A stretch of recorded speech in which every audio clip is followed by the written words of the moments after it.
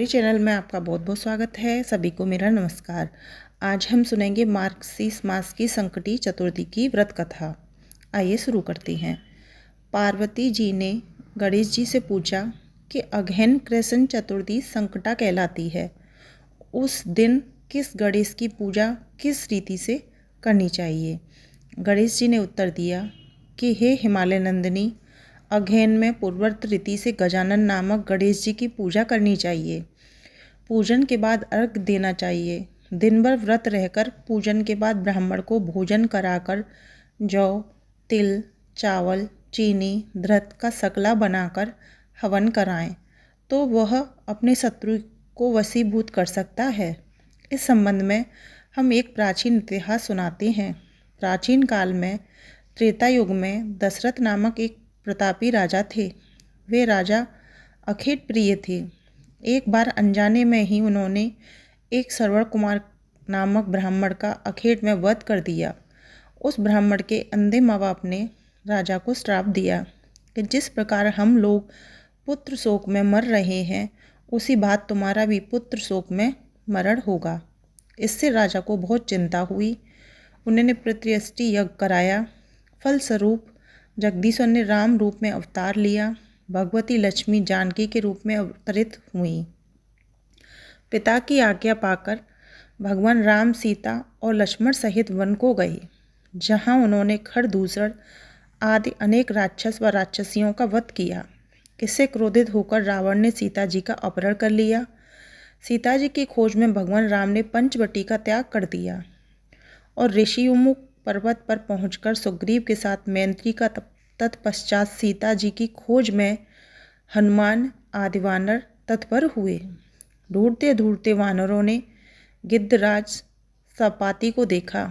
इन वानरों को देखकर संपाति ने पूछा कि कौन है, इस वन में कैसे आए हैं, तुम्हें किसने भेजा है, यहाँ पर तुम्हारा आना किस प्रकार हुआ है। संपाति की बातें सुनकर वानरों ने उत्तर दिया कि भगवान विष्णु के अवतार दशरथ नंदन राम जी सीता जी और लक्ष्मण जी के साथ दंडकवन में आए हैं। वहाँ पर उनकी पत्नी सीता जी का अपहरण कर लिया गया है। हे मित्र, इस बात को हम लोग नहीं जानते कि सीता कहाँ है। उनकी बात सुनकर संपाति ने कहा कि तुम सब रामचंद्र के सेवक होने के नाते हमारे मित्र हो।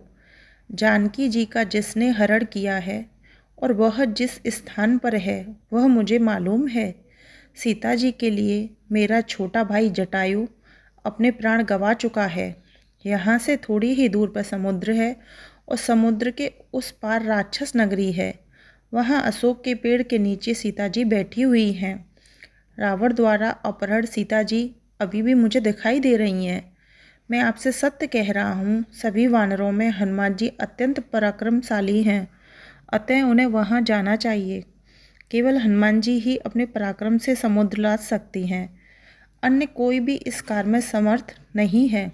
संपाति की बात सुनकर हनुमान जी ने पूछा कि हे संपाति, इस विशाल समुद्र को मैं किस प्रकार पार कर सकता हूँ।